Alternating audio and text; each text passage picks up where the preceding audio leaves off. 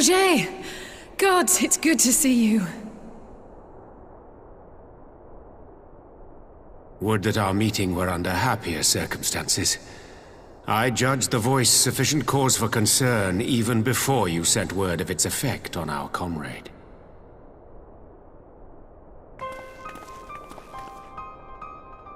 You heard it too, then?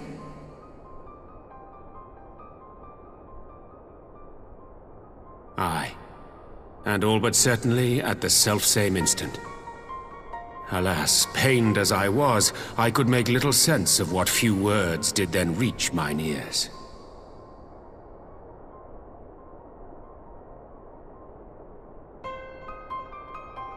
Who do you think is responsible?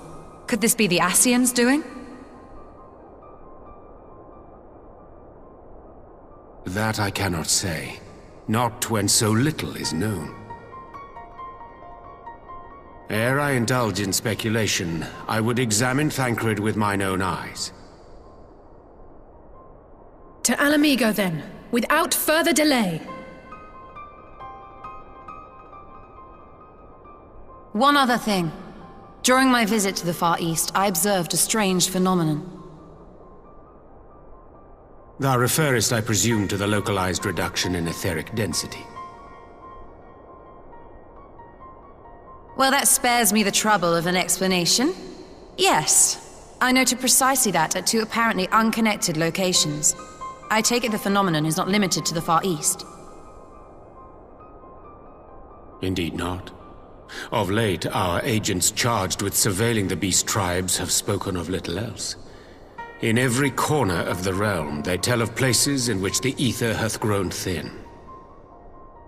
Naturally, my suspicions first turned to primal activity, but the areas thus affected betray no evidence of summoning. I must confess to being quite perplexed. If the same phenomenon is being observed in multiple locations on opposite sides of the world, we may safely discount regional factors. Needless to say, this warrants further investigation. Indeed, I shall make it my task to.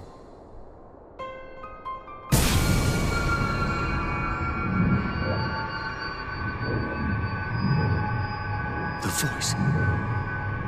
It calleth to me once more.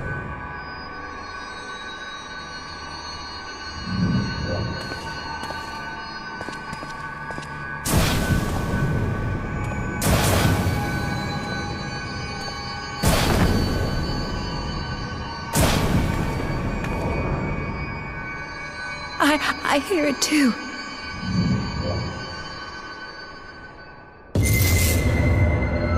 Only you. Only you. No! Ishtola! Orianger! Throw wide the gates.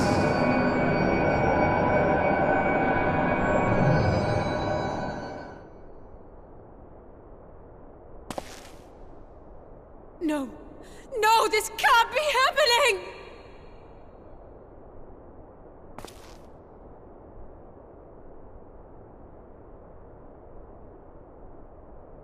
Y'shtola!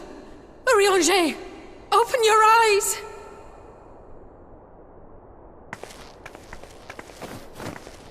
Open your eyes, I beg you! Say something! Anything! Not again. Please, not again.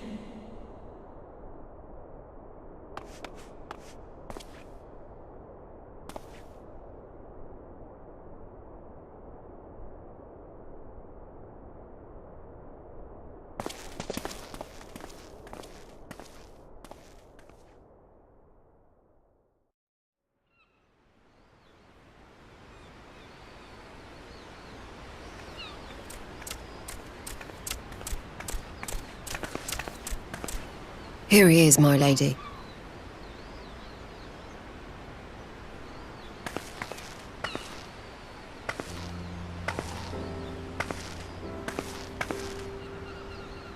Gabu, It's been too long.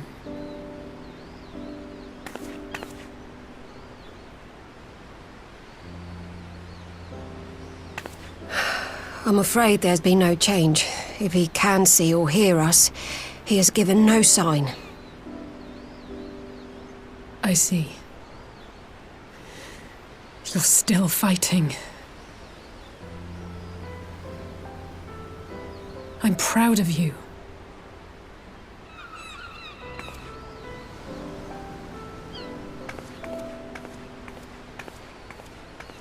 We promised that we would come and visit you together, didn't we? Alphino and I. I'm sorry that we haven't managed that yet.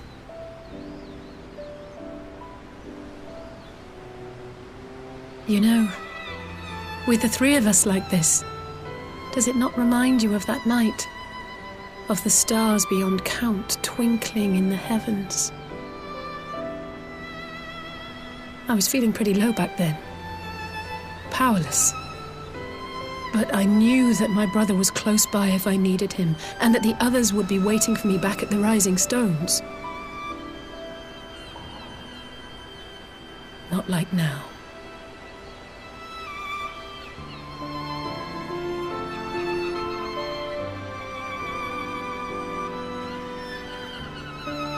I've seen my share of trouble since coming to Eorzea.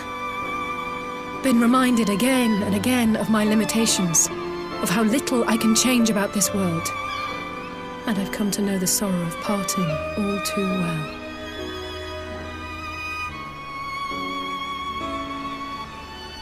But to have the people I hold dear struck down before my eyes, and be powerless to help them, that I cannot bear.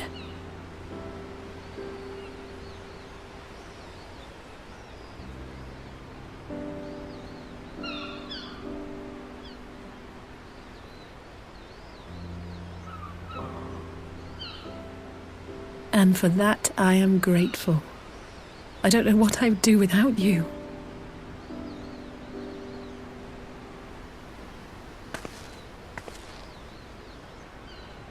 Well, that's more than enough brooding for one day. Come on, we have friends to save.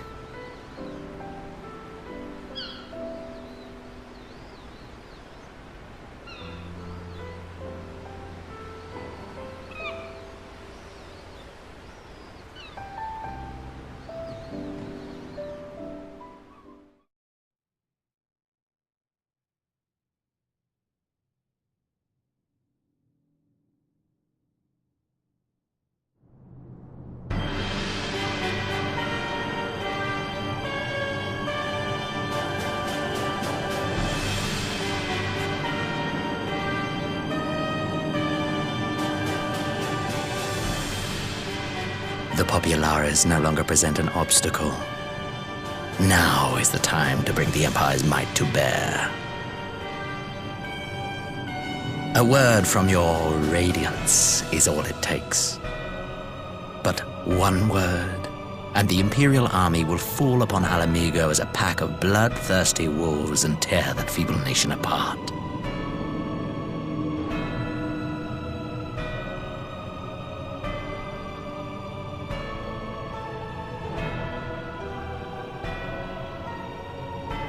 Have you no words for me? Despite the lengths I go to, an emissary playing the part of a fool. When first I took this face, I swore to use all of my knowledge, all of my power, to further the cause of the Empire. My deeds stand testament to my commitment. And with this adamant flesh at my disposal, I could destroy the Icon Slayer as easily as one might swat a fly. Why do you hesitate?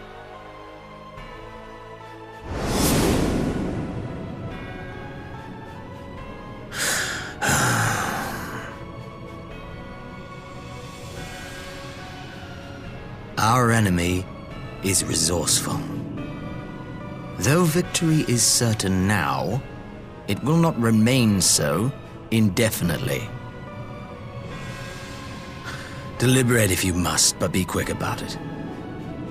We'll speak again when you have unburdened yourself of doubt. Until then, I take my leave, Father.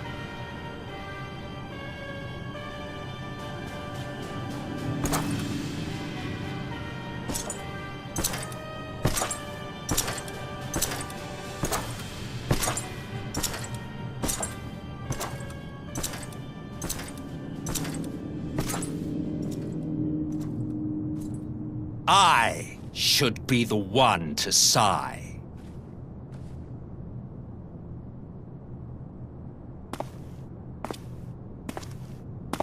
I played my part to perfection. I had earned my rest, and then, thanks to La Habrea's crowning act of idiocy, our favorite emissary sees fit to summon me back. Elidibus was ever a warrior. A most tiresome trait, would you not agree?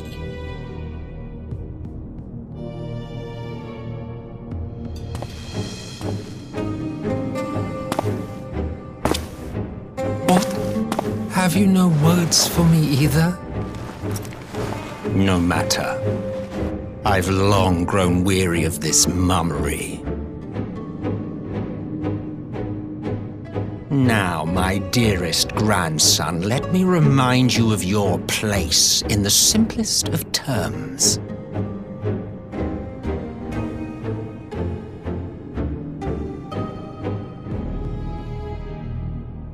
You do not make judgments, you administer them. Swiftly and to the letter.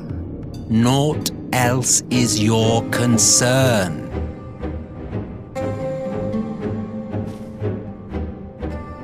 Elidibus may be an insufferable bore, but he is no fool.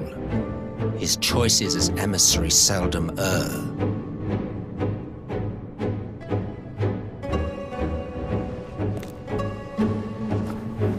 If aught threatens the balance twixt light and dark, it falls to you to remove it.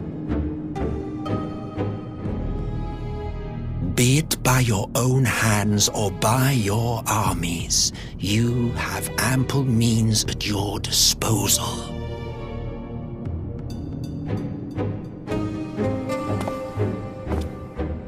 That is why this empire exists, why I built it. Oh dear, have I touched a nerve? You always were an easy one to read. I pity you, I do. As they say, ignorance is bliss. And I know how much happier you would be not knowing the things you know.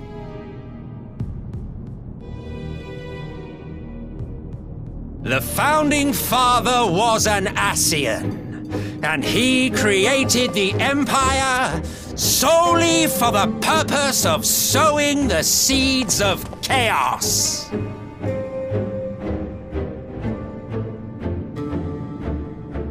Don't take it personally. I merely do my duty. To bring about a calamity requires no small amount of power. And there is no surer way to obtain such power than by collecting powerful pawns. To that end, I have labored long and hard, and I must say I am quite pleased with my handiwork, paltry though it seems in comparison to Alag.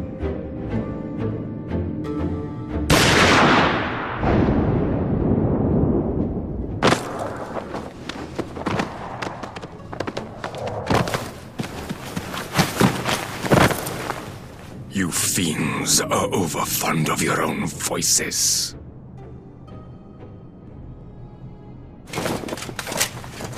Mark me, Asian. Man is the master of his own destiny.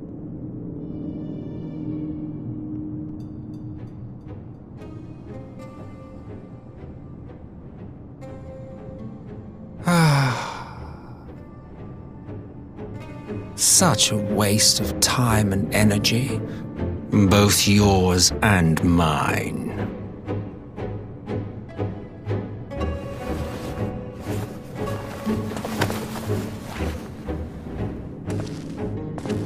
Lest you forget you are Emperor now. If you wish to spout drivel about man's destiny, save it for the masses.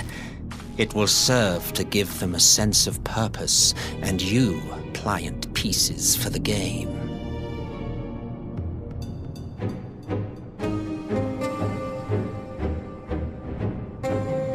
Oh, do stop sulking, boy. You, of all people, should understand. Ours is a struggle to restore both mankind and the world to their rightful state. Viewed thus, our goals are one and the same.